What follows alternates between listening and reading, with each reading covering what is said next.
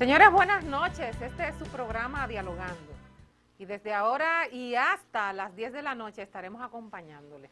Todo este tiempo trayéndoles informaciones muy interesantes. Tenemos hoy un comentario de apertura. Vamos a estar hablando de cómo desarrollar tu potencial. Tenemos también hoy con nosotros a la doctora Yoria Roque Jiménez, quien es infectóloga y va a traernos mucha información, mucha educación para hablar de todas estas enfermedades y estos virus que nos están aquejando en los últimos días.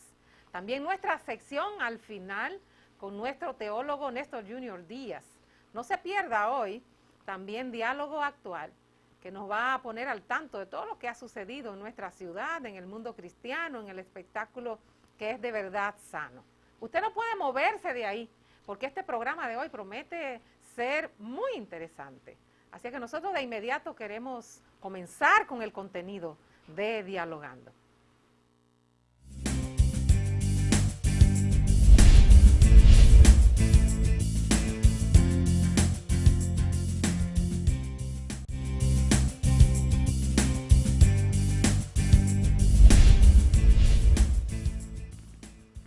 Así es, y nosotros como no tenemos tiempo para perder, queremos iniciar con nuestro contenido. Hoy queremos hablarte sobre cómo tú puedes desarrollar tu potencial. Siempre es bueno cuando tratamos temas como estos, irnos a la origen, a lo que puede dar a luz. Y en este caso, el ser una persona que multiplique y pueda su potencial destacarlo para tener un desarrollo como persona, un desarrollo espiritualmente y que pueda ser de utilidad para la sociedad. Los padres juegan un papel muy importante en la vida de sus hijos, porque ellos son los que con su conducta pueden castrar los potenciales o pueden, aunque es una palabra repetitiva en este tema, o potencializar eso que el niño viene de caja, porque sabemos que todas las habilidades que tenemos los seres humanos vienen de Dios. Es un regalo que el Señor nos ha dado. Entonces, los padres juegan aquí un papel muy importante. Usted puede en el futuro ver un hijo con bastante habilidades y habilidades que se pueden cultivar y se pueden potencializar. Y entonces, el potencial es aquello con lo que uno viene dotado de fábrica. Es aquello para lo que uno tiene habilidad para hacer. El potencial es parte de ese regalo especial que viene de Dios. Por eso es bueno siempre tratar de, al hacer un análisis sobre nuestras vidas y descubrir que somos buenos para algo, saber que todo ha venido de Dios. Hay algunas técnicas que nosotros podríamos hoy destacar y mencionar para que ese potencial lo pongamos a su máxima expresión. Hay un error que cometen la mayoría de los seres humanos y es que se enfocan en lo que no saben hacer y viven en una angustiosa ansiedad queriendo compararse con los demás. Pues fíjese, lo primero que nosotros debemos hacer, del punto que debemos partir, es tratar de descubrir para qué somos buenos. Porque nunca podremos ser buenos en todo. Si usted es bueno en las artes, posiblemente hay otra persona que no sea tan bueno en ese sentido, en ese aspecto. Posiblemente usted puede ser mucho más práctico, menos romántico, menos inspiracional, de alguna manera como podríamos decirlo, más pragmático. Entonces debe dedicarse a aquellas tareas donde no hay que pensar mucho, ni inspirarse mucho, ni contemplar las flores, ni los bellos paisajes, porque venimos de caja con un don, con un regalo que el Señor nos ha dado, porque nosotros somos seres especiales y únicos en esta creación de Dios. Pero ¿qué hacer para que ese potencial se eleve, se desarrolle y aflore? Lo primero que debemos hacer es conocer nuestro propósito en la vida. Hay que siempre preguntarse por qué estoy aquí, a qué he sido llamado, hacia dónde me dirijo, cuál es mi norte, cuál es el horizonte. Debemos también saber cuáles son esos recursos que tenemos a nuestro alrededor que pueden ayudar a desbloquear ese potencial, porque a veces somos como minas vírgenes, que no sabemos todo lo que ahí hay hasta que no decidimos explorar. Y entonces es bueno que usted se dé cuenta qué puede hacer y cuáles son los recursos que tiene para que ese potencial lo podamos desarrollar. Entonces, el potencial es como una semilla. Es necesario que esa semilla cada día se abone, se cuide. De alguna manera, a veces cuando nosotros plantamos una semilla, tenemos que cuidarla, pero olvidarnos de ella. Porque lo que está sucediendo en el interior sale de nuestro control.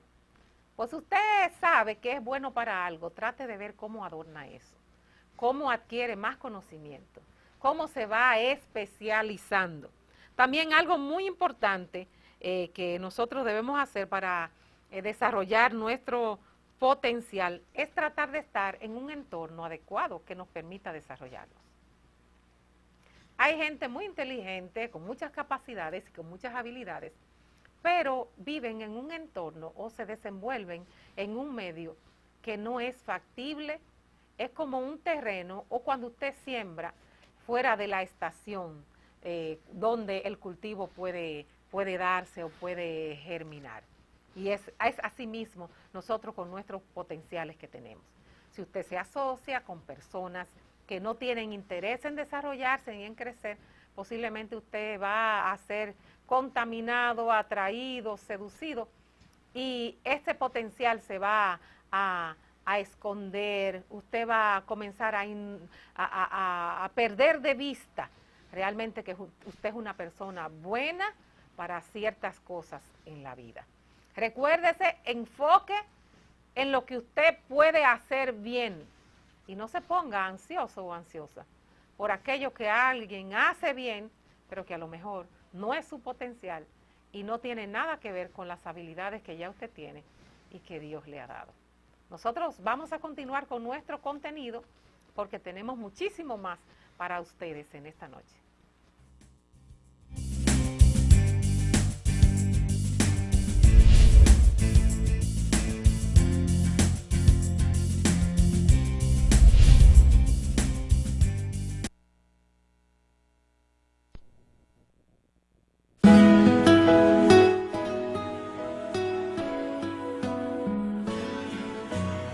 Era la carrera del año y me había propuesto ganarla a cualquier precio.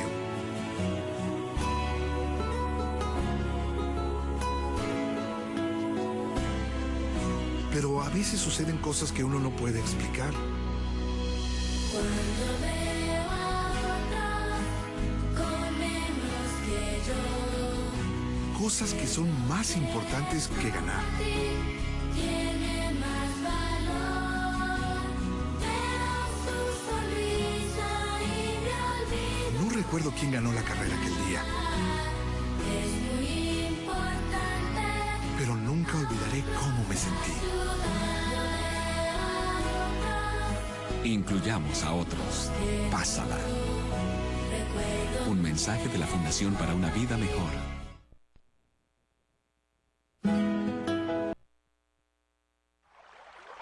El agua es vida si está limpia y purificada. Robeida tiene un equipo tratador y purificador de agua para cada necesidad. Productos de calidad internacional. Calle Padre Las Casas, número 5, Santiago. 809-581-8322. La garantía de tu salud.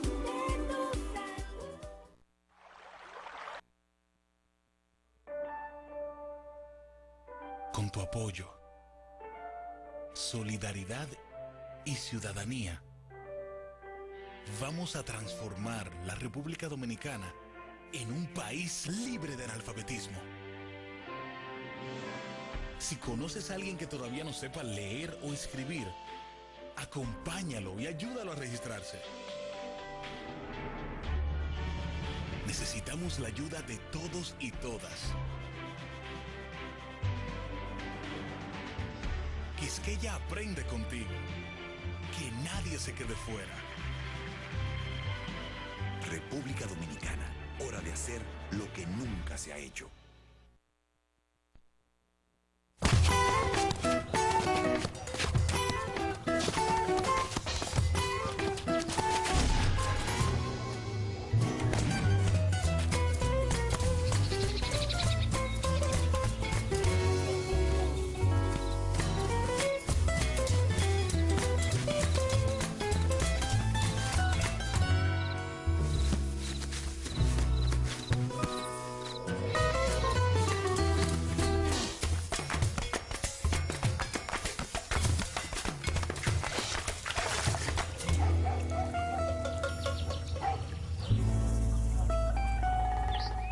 Algunas veces no es fácil hacer lo correcto, pero siempre estarás contento de haberlo hecho.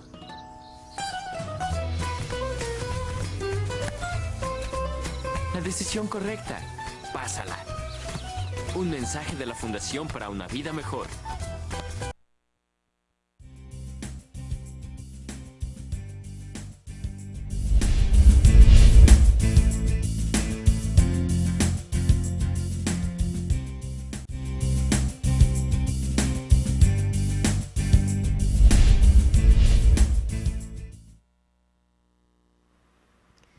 ¿Cómo no? Y por aquí estamos en este contenido interesante en el día de hoy.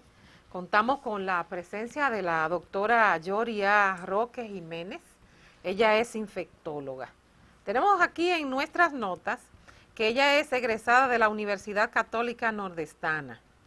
Ella hizo la medicina interna en el Hospital Salvador B. Gautier y también ella es infectóloga. Actualmente es docente de la Pucamaima y su ejercicio médico lo ejerce en el Hospital Metropolitano de Santiago, en el HOMS. Queremos darle la bienvenida en esta noche. Doctora, buenas noches. Buenas noches y agradecerle por la invitación. Esperamos responder las interrogantes y educar a la población sobre tan importantes temas que vamos a tocar ahora. Una doctora muy preparada y muy bonita. Gracias. Dirán algunos la sintonía, bueno, cualquiera se enferma. Qué bueno que está con nosotros, gracias por aceptar nuestra invitación. Siempre. Entendemos que su presencia aquí puede dar un buen servicio a la comunidad, Sí, claro. por eso le hemos invitado. Muchas gracias. Y queremos entrar en materia con este brote de tantas cosas, virus que tenemos en nuestra ciudad.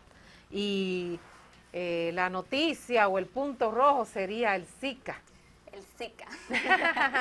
Porque hay muchos parecidos, muchos virus parecidos. ¿Cómo nosotros vamos a diferenciar? Pero vamos a hacer énfasis en el Zika, en los síntomas y en todo esto que nos está afectando duramente. Sí, muy bien. Efectivamente, como usted ha dicho, realmente hay muchas infecciones virales actualmente que están atacando a la población.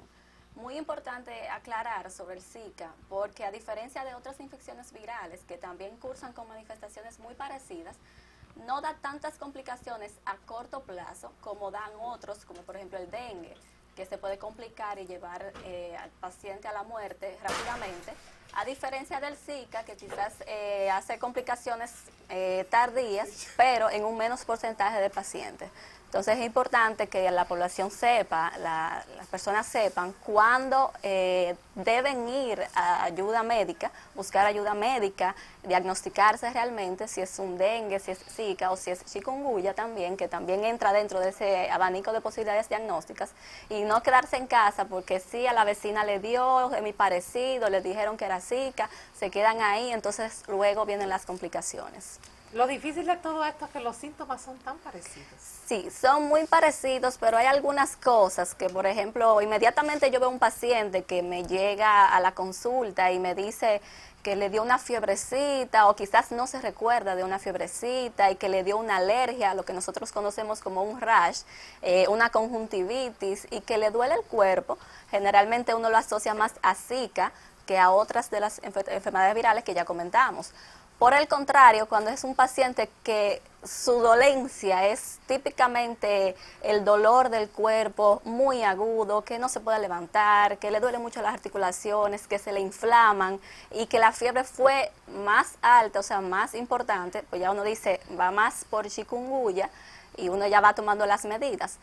Por el contrario, ya cuando es el dolor de cabeza, la fiebre, el dolor retroocular, el rash pudiera aparecer o no aparecer, y por el contrario al chikungunya, que son dolores articulares, en el caso del dengue, entonces son dolores musculares, lo que llamamos mialgia, inmediatamente uno, sin ni siquiera ver analíticas, pues uno se va más a dengue. Y ya uno toma las medidas del lugar porque este es el que se puede complicar en más corto plazo. Okay. El rash es la irritación. Es la irritación. Generalmente yo me refiero al rash con los pacientes y le digo, te dio una alergia, porque ellos siempre llegan por la alergia. Ni siquiera mencionan la fiebre. Cuando uno le dice, pero te dio fiebre, bueno, yo sentí como un calorcito, tal cosa, pero no asocian la fiebre con ese rash o con esa alergia. Ellos llegan con la alergia o algunos con una diarrea, evacuaciones diarreicas, que eso ya va más entonces por el Zika. Y sí, realmente es un rash muy pruriginoso, que, o sea, que le da mucho picor al paciente, y ellos acuden a la consulta más por ese rash que por cualquier otro de las manifestaciones clínicas. ¿Siempre debe hacerse una prueba de detección de la enfermedad o Sí, del virus? sí, claro, es lo recomendable, aunque no todas las veces se hace y no todas las veces el paciente logra hacerse las pruebas, deben hacerse por lo siguiente. Uno tiene un paciente con una sintomatología que me sugiere una infección viral, pero todavía yo no sé si es dengue, si es chikungunya o si es Zika. Quizás cuando yo veo un hemograma y veo una caída brusca de plaquetas, menos de 120,000 plaquetas, yo me vaya más por dengue y quiera tratar y llevar más de cerca un seguimiento a ese paciente, que si fuera, por ejemplo, Zika o chikungunya, a pesar de que Zika se complica, pero eso ya mucho más pasado los días. Sí. Entonces es bueno siempre hacer la prueba, diagnosticar, tener certeza de cuál es de los virus para entonces saber a qué nos estamos enfrentando, y porque además el dengue no solamente puede darle una vez a un paciente. Como hay 4 serotipos, o sea, 4 tipos de dengue diferentes, a diferencia del Zika y el chikungunya, que solamente hay un serotipo, el paciente puede repetir una infección por dengue, y si la repite, entonces hay más riesgo de complicaciones. Entonces, siempre que hay la sintomatología, debe hacerse la prueba, lamentablemente. Sí, doctora, hay algo que nos aterra y son las embarazadas. Sí. Hay personas que quieren un hijo y están esperando que el brote como que desaparezca un poco más, porque realmente es un riesgo, ¿no? Y realmente la primera vez que la ministra de Salud recomendó que las mujeres que querían quedar embarazadas esperaran, y ya venía esa recomendación de otros países, mucha gente encontró como que eso quizás era demasiado pedir, pero sí está dentro de las directrices de que una mujer en edad fértil que está planificando un embarazo y vive en zona endémica donde ya se sabe que hay estos virus, por el alto riesgo de complicaciones de ese feto, mejor que espere a quedar embarazada. Realmente en el embarazo son la mayoría de las complicaciones.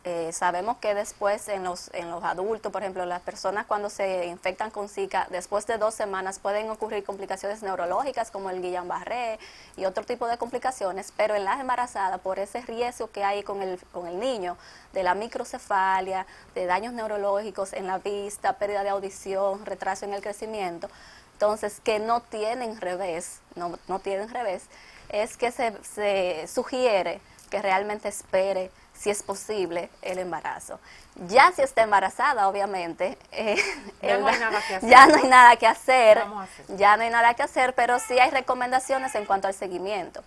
Como en el caso del Zika, solamente un 20% de la población hace sintomatología, dentro de esas también las embarazadas, o sea, un 80% de la población no hace ninguna manifestación, es posible que una mujer embarazada haga la infección y no sienta nada. Es el caso recientemente se habló aquí en el país de un caso de microcefalia, el primer caso de microcefalia en Barahona, y la madre no recuerda ni reportó haber tenido infección por Zika. Sí, cuando revisaron las visitas prenatales, vieron que ella hizo un rash característico y se está tratando de ver si hay una asociación, aunque como que tiene muchos números jugados, ¿verdad? Pero como decía, las embarazadas pudieran también no hacer ninguna sintomatología, pero sí se recomienda que si está expuesta al virus, por ejemplo, aquí en el país, si su pareja tuvo la infección por Zika, como se transmite por vía sexual también, se recomienda que se hagan las pruebas y que se haga un seguimiento de sonografías para ver si ocurre algún daño en ese feto, para luego poder seguir o dar seguimiento después del nacimiento. ¿Cuándo es que hay mayor riesgo en las embarazadas? ¿A qué ya El mayor riesgo es en el primer y segundo trimestre. Esto porque el virus específicamente tiene un tropismo o una afinidad, como llamamos tropismo, por las células neuronales en el feto que se ven específicamente en este trimestre, primer y segundo trimestre. Es por esto que ocurre la microcefalia y otros daños de los que ya les hablé. Ya cuando ocurre para el último trimestre, ya la microcefalia baja el riesgo, pero sí pueden ocurrir trastornos en la audición y quizás otros trastornos como retraso en el crecimiento y en el desarrollo. ¿Qué vamos a hacer entonces? Sería bueno que los que están ahí escuchándonos y viéndonos, ¿en qué cámara estamos? Acá.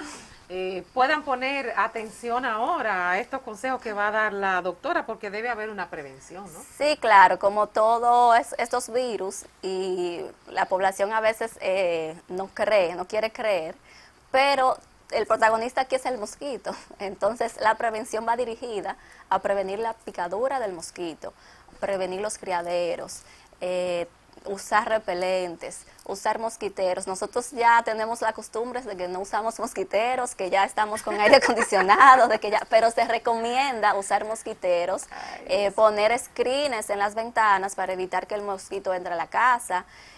Si usted tiene la enfermedad, el virus del Zika, ya las manifestaciones, tiene que tratar de que en el periodo de la viremia, o sea, cuando el virus esté en su sangre, evitar que le pique un mosquito, porque usted puede ser la fuente de que a toda su familia le dé también. Entonces, el riesgo de las complicaciones no es exclusivo de una persona, sino que no sabemos quién es que se puede complicar.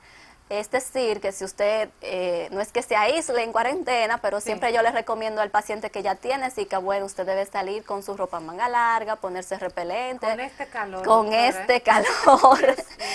este calor, porque que no sabemos, el mosquito claro, a veces ni siquiera se siente. Sí, cuando pica, entonces hay que tratar de evitar, sobre todo los criaderos de la casa, tenemos flores, cambiarle el agua cada 2 días, usar los repelentes recomendados por la FDA, y todas esas medidas que ya se han hablado bastante para el virus del dengue son las mismas que aplican para el virus del Zika. ¿Por qué varía de persona a persona los síntomas, o no los síntomas, sino la severidad del sufrimiento? No hay una relación específica para decir esta persona hay que tenerla en vigilancia porque a las 2 semanas me va a hacer un Guillain-Barré, por ejemplo. No se sabe con certeza quién pudiera complicarse, quién pudiera pasar a recuperación sin ninguna repercusión a futuro. Eso no se sabe definitivamente. O sea, por eso relativamente el virus es nuevo, aunque viene desde el 1947, pero no había visto un brote así como ahora en las Américas, ni tampoco se habían reportado tantas complicaciones asociadas al virus, por lo que es como que se está estudiando ahora y no se ha identificado ningún factor de riesgo para complicaciones a futuro. Okay. Doctora, qué bueno haberla tenido aquí y sabemos que las informaciones han sido pertinentes, porque de verdad que todo esto nos está afectando mucho en nuestro Santiago a nivel nacional. Lo que a veces molesta es que en otros países, cuando alguien tiene algún padecimiento raro, siempre preguntan que si ha viajado a la República Dominicana. Y uno como que se irrita un poco. Pero ¿y por qué? Aquí es la fábrica, de los virus y eso. Pero como decía la doctora Yori, a cuidarse.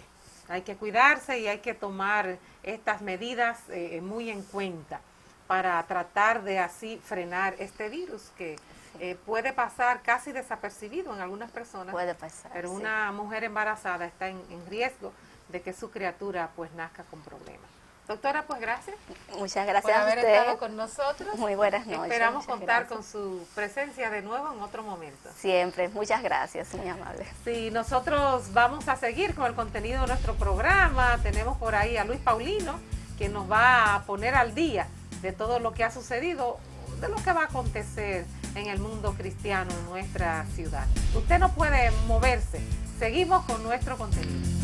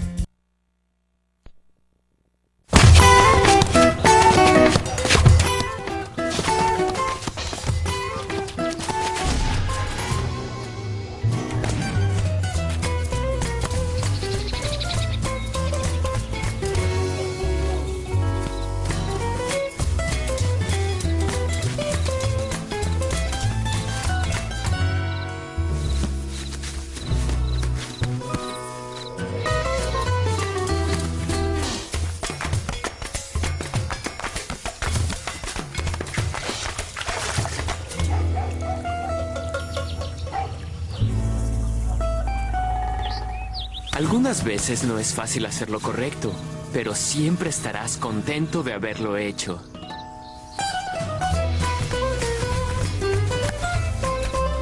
La decisión correcta, pásala. Un mensaje de la Fundación para una Vida Mejor.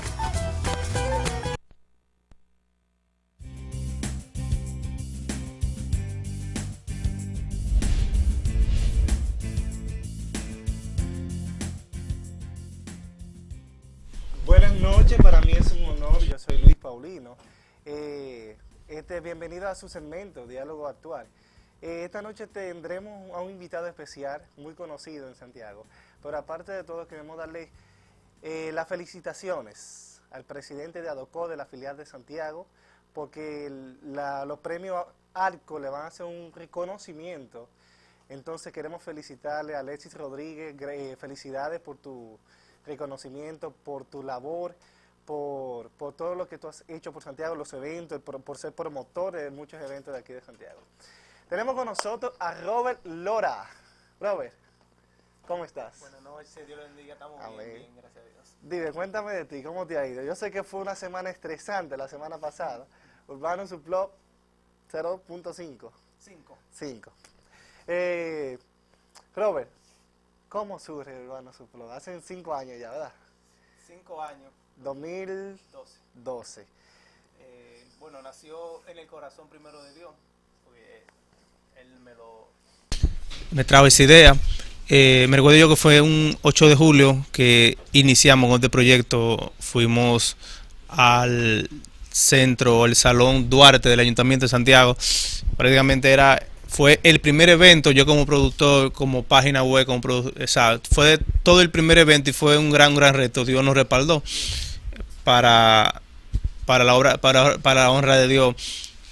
Tuvimos más de 500 personas en el primer evento. Wow. Nunca habíamos hecho un evento, pero sentimos el apoyo sí de las personas de Santiago, de las personas también de Licey, Moca, etcétera, de la región de Cibao, con ese apoyo que nos dio el primer año, y fue para nosotros. Y yo que soy testigo de que fui, vi como cada año iba evolucionando, iban más personas, la escenografía mucho mejor, las participaciones de los jóvenes de Santiago, de Santo Domingo, de diferentes partes del país, era como increíble.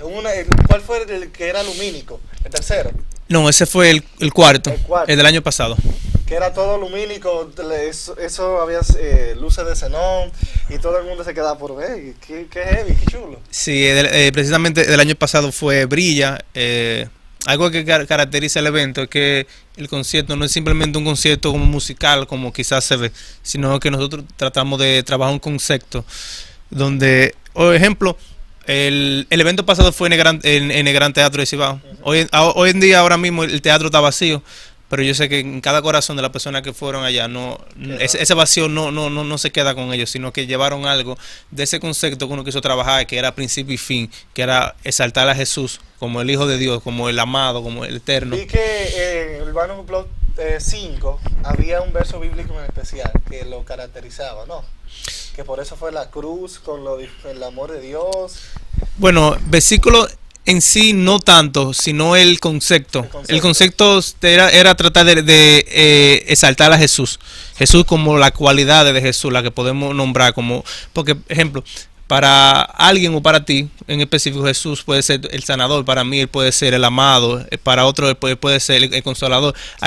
Tenemos cualidades de Jesús que le hemos dado dependiendo a qué ha trabajado en nuestra vida. Este Urbanos Blog 5 fue la semana pasada. Fue mejor que el otro año, hubo más participación. ¿Cómo fue? Vi que vino Alex Zurdo, no pude participar, pero estuve al tanto de todo. Vi que vino Alex Zurdo. Cuéntanos la experiencia en este Urbanos Blog 5. Fue, bueno, sin límites, o sea, fue algo espectacular. Sobrepasamos los niveles de asistencia del Gran Teatro, cosa no muy peculiar en eventos cristianos. Nosotros lo que tratamos de llevar la luz de Cristo a la nación y el mundo conozca que nosotros también sumamos en cuanto a lo que hacemos, y un evento cristiano que haya que cerrar la puerta porque no quepa más gente, eso retumba en cuanto al mundo secular, y el teatro se llenó y la persona sí se llenó. Eso es increíble. El teatro se llenó, entonces cada año el evento se está poniendo más, está llegando más personas, más jóvenes están asistiendo. Tuvimos un gran apoyo de Navarrete, pues, Puerto Plata, La Vega, Bonao, vinieron gente de Santo Domingo, de Dajabón. O sea, la zona de Cibao completa se dio cita en su representación. Pero podemos ver en las imágenes que está full, o sea, está completo. Vimos la asistencia y nosotros nos quedamos por... ¿Cómo es posible? Porque es increíble. Dios. Es increíble. Mira, Rambo, Miguel Collado, Aposento Alto, Alex Zurdo, Rubinsky... tú de DJ, señora, aparte de que el muchacho es organizador de eventos, es DJ, es manager de páginas web, ¿verdad? Sí. No, tú eres un kit completo. Entonces actualmente se está trabajando en la UNEF también. Sí. En la Universidad Evangélica, que eso es increíble. Chelo Hon también tuvo la participación. Wow, nosotros nos quedamos sorprendidos, porque como vemos cada año cómo Dios te va usando, cómo Dios te va guiando, cómo tú vas usando un nuevo concepto y nuevos términos. Bueno, yo pienso que fue algo de parte de Dios. Dios nos ha reparado cada año. Sí. No podemos quejarnos de parte de Dios. Cada cosa que hacemos tratamos de que la guía y de que sea Dios que nos ayude y nos dé la idea a qué podemos hacer. Ya estamos trabajando prácticamente en la mente por ahora el momento en lo que va a ser el próximo. Estamos trabajando el concepto, que es lo más importante. Que es lo más importante, el concepto del próximo año, lo que queremos dejarle a la juventud, dejarle un mensaje, algo que ellos se puedan quedar. Cuando se apaguen las luces, ellos puedan recordar algo. Pero, ¿qué consejo tú le das a esos jóvenes, así como de tu edad, que participan en los eventos y a veces quieren ayudar a sus iglesias a hacer un evento, a organizar algo? ¿Qué consejo tú le das para tener ese ejemplo que tú das, como esa perseverancia, esa entrega? Bueno, el truco está ahí, tú lo dijiste. La perseverancia. Yo creo que si cada uno de nosotros o quien quiera ejercer algo, hacer algo para Dios, si no persevera, bueno, van a haber mucho desánimo, muchas cosas que quizás te van a quitar el ánimo. Entonces, pero más que todo es perseverar, confiar en Dios, que Dios, sí, si te dio una palabra, tú puedes caminar. O sea, que si Dios te dio... Muchas veces tú te quedas, pero ve acá, un evento de teatro, es mucho dinero, más los artistas, más esto, y entonces tú te das cuenta que Dios suple, que Dios prevé todo para que todo salga como debe de ser. Eso es de acuerdo al llamado que Dios te da. Sí, porque es increíble hace un evento tan grande sin que tú tengas un inversionista o alguien que apoye el evento económicamente, sí, sino es algo que es como mover de Dios netamente, que es lo que lo hacemos. Y tratamos de siempre dar lo más personalidad posible de la cosa. Robert, para nosotros fue un placer tenerte con nosotros. Gracias por tú estar aquí, gracias por tú hacernos llegar la invitación de Urbano Subplot y que nosotros te deseamos lo mejor, que tú sigas cada día consagrado al Señor para que Dios te siga usando cada vez más en cada evento. Robert, fue un placer y tenemos un video, si no me equivoco. Sí, tenemos un pequeño resumen de algunas participaciones de lo que fueron. Entonces finalizamos este segmento con un pequeño video de resumen de Urbano Subplot 5. Con tu belleza y tu esplendor y me da calor, puedo sentir tu amor, por tu mano todo fue creado. Tengo hoy Grandes y maravillosas son tus obras, oh Señor.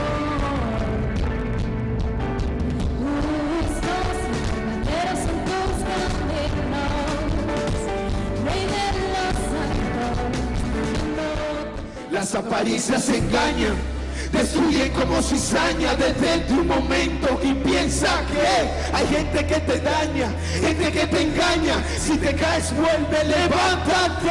Si tropiezas, levanta los pies, no pierdas la fe.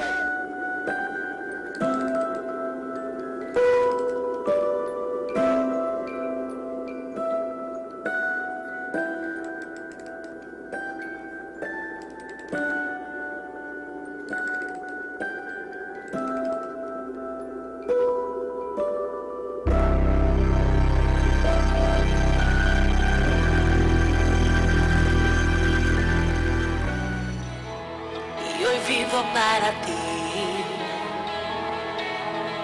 mi escudo, mi fuerza, mi aire, eres mi sustento, tú eres mi aliento, yo dependo de ti, eres todo para mí, invencible, la cruz no pudo con el invencible. Shalom, pues un nuevo dilema, que si tengo a Dios no tengo problema. Varón, no huya, no corra, no tema, que el que tiene a Dios se acuesta en fuego y no se quema. A las enfermedades no le tengo miedo. Nathan el profeta y el filí, los hermanos del rap o los hermanos raperos. Let's go. Cuando chiquito yo quería ser grande, pues no sabía que ser grande iba a ser tan duro, lo aseguro. Mira el futuro incierto de mi amigo el vivo, lamentablemente su futuro dio VIH positivo. Si cantarás cosas que no son reales, gigantes, tal vez choques de frente con la verdad y no aguantes. Tal vez entres a ring pero sin guantes y tendrás que serle fiel a tu blibli, a tu mujer, a tus amantes. Hablas de que andas por...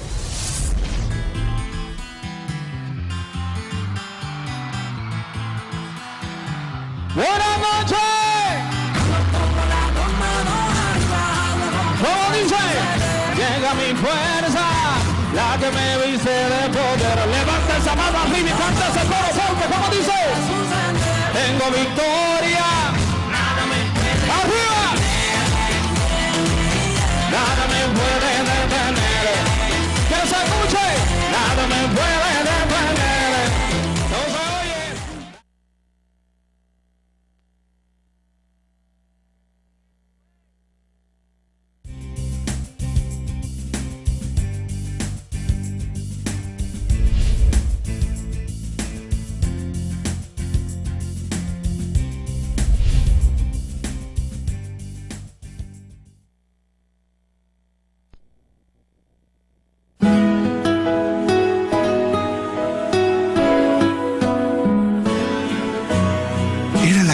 Del año y me había propuesto ganarla a cualquier precio.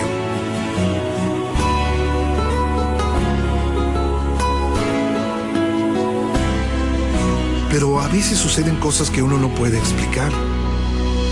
Cuando veo a otro con menos que yo, Cosas que son más importantes que ganar. tiene más valor.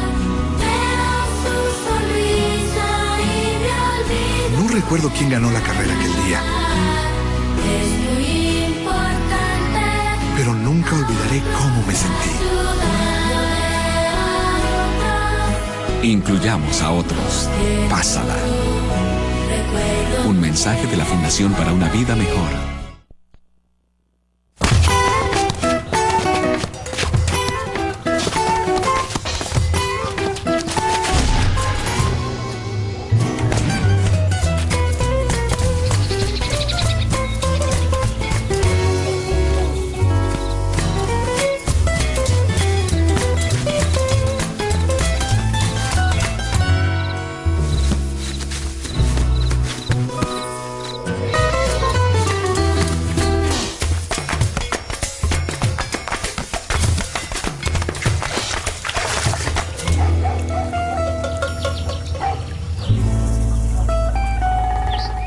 Algunas veces no es fácil hacer lo correcto, pero siempre estarás contento de haberlo hecho.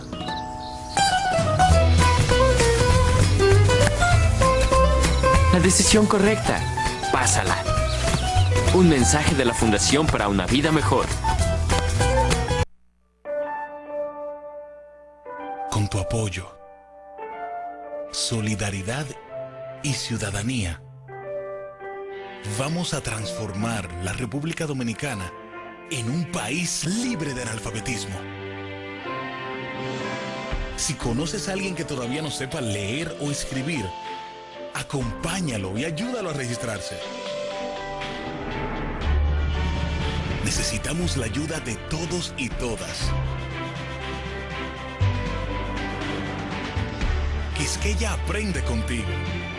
Que nadie se quede fuera. República Dominicana, hora de hacer lo que nunca se ha hecho. El agua es vida si está limpia y purificada. Roveida tiene un equipo tratador y purificador de agua para cada necesidad. Productos de calidad internacional. Calle Padre Las Casas, número 5, Santiago. 809-581-8322.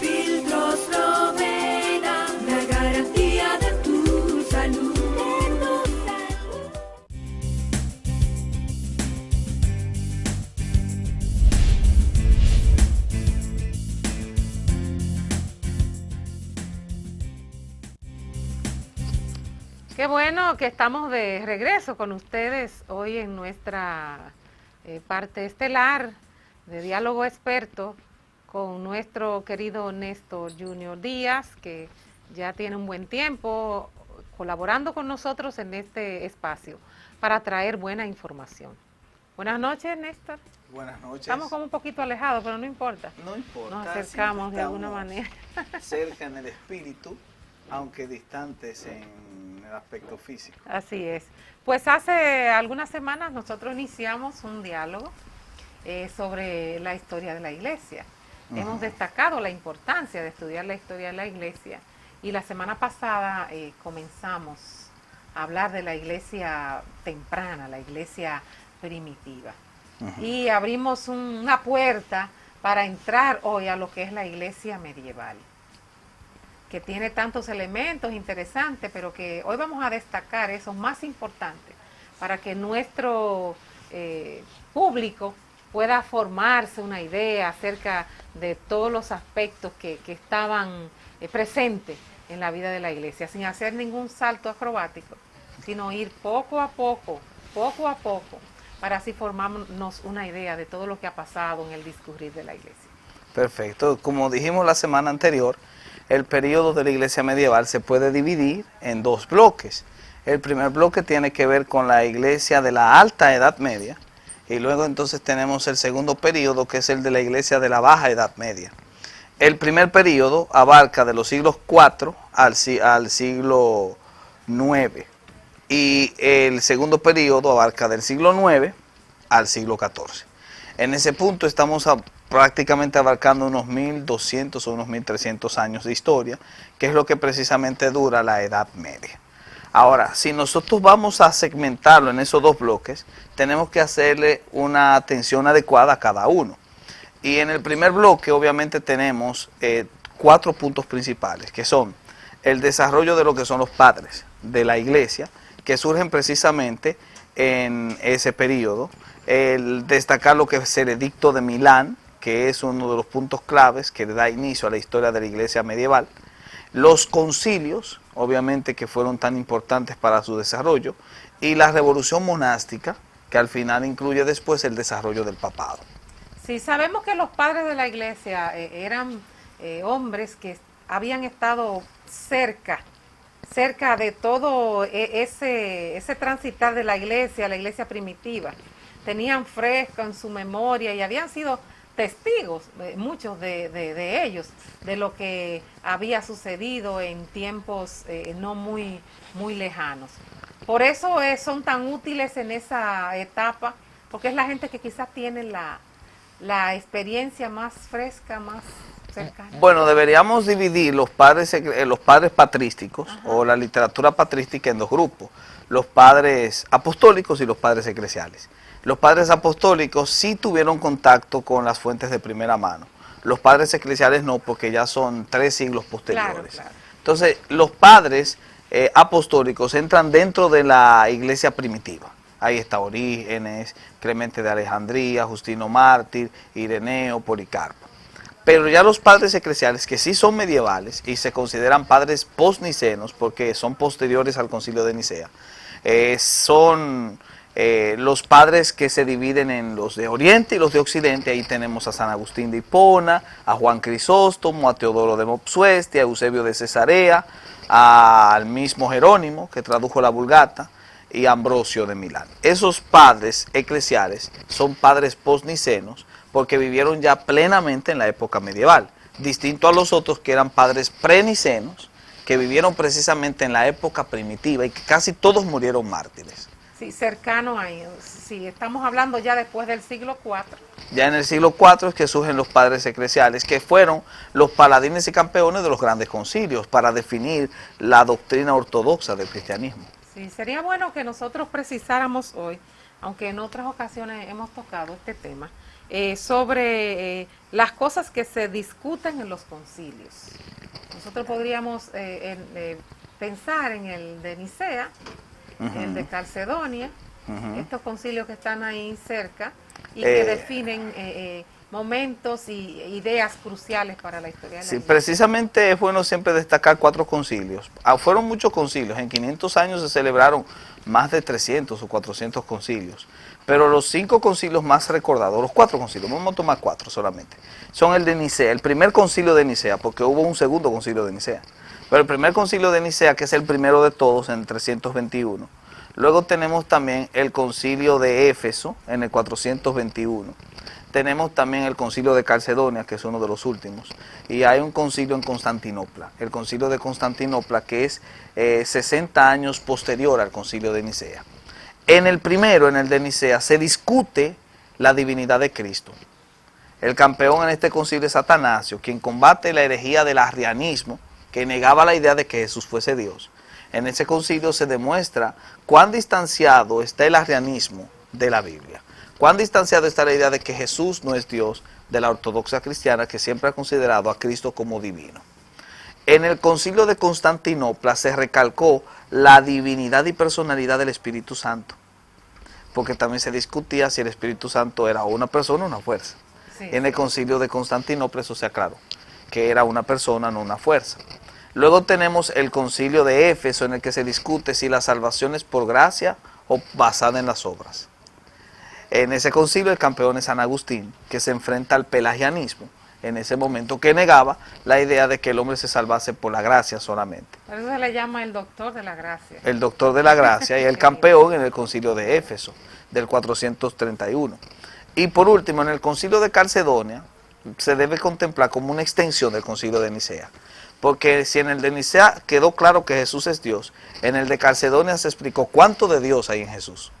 De ahí que eliminemos la concepción equivocada de que Jesús es 100% Dios, 100% hombre. Eso es una estupidez, obviamente, porque viola la idea de la kenosis, que creo que ya lo discutimos en la otra ocasión, la idea de que Jesús es plenamente Dios, plenamente hombre, de que Dios se vació en un vaso corporal y que ese vaciamiento divino es el mismo Cristo. Es muy interesante cómo las cosas que nosotros damos hoy por sentadas y que son tan nuestras, costaron tanto trabajo, tanto tiempo de discusión para poder resaltar una verdad que hoy nosotros podamos en ella saciarnos y beber, ¿no? Y qué interesante es conocer la historia de la iglesia para que nos demos cuenta que esto que hoy nosotros celebramos y tenemos costó mucho.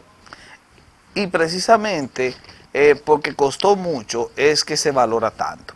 Es interesante que también en la historia de la iglesia medieval es donde se puede rastrear el momento en que el cristianismo degenera y se vuelve cristiandad. Sí. O sea, cuando el cristianismo deja de ser cristianismo y se vuelve cristiandad, es en el momento en que el cristianismo se casa con el Estado. El edicto de Milán en este caso juega un papel importante, porque en el 313, cuando Constantino firma el edicto de Milán, permite que la religión cristiana, si se le puede llamar religión, que el cristianismo se convierte en la religión oficial del Estado.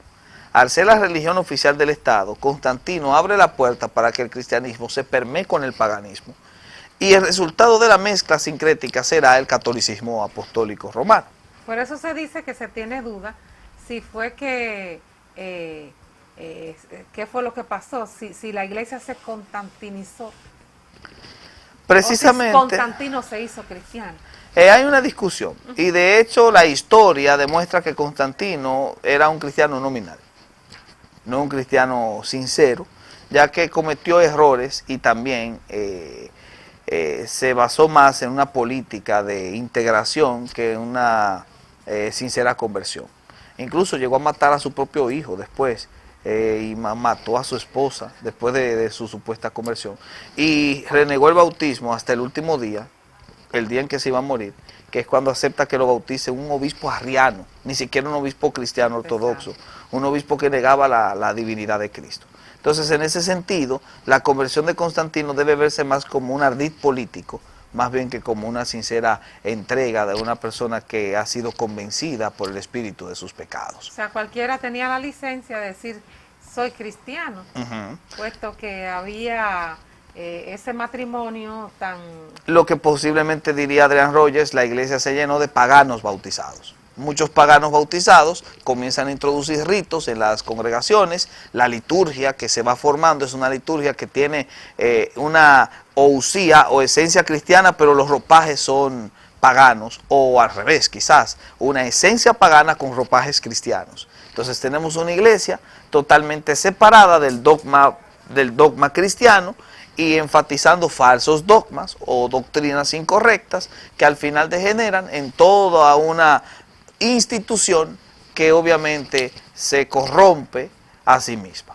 Con un baño de cristianismo. Con un paño de cristianismo. ¿No le parece que uno siente por momentos como que Constantino regresó a aquella época?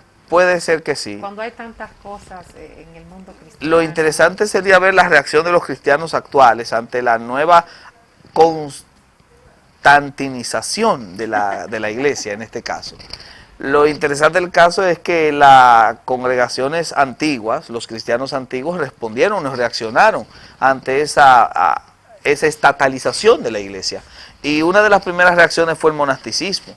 Muchísimos cristianos dijeron, yo no voy a ser parte de una iglesia que se está corrompiendo, que se está casando con el Estado, por lo tanto me voy al desierto. Y ahí surgieron los ermitaños, los eremitas o ascetas, que hoy en día nosotros llamamos monjes. Fíjense qué interesante que siempre la historia de la iglesia nos presenta ese resurgir de nuevas ideas, de renovación, de mejorar, aunque quizás eso mismo más adelante se va a corromper.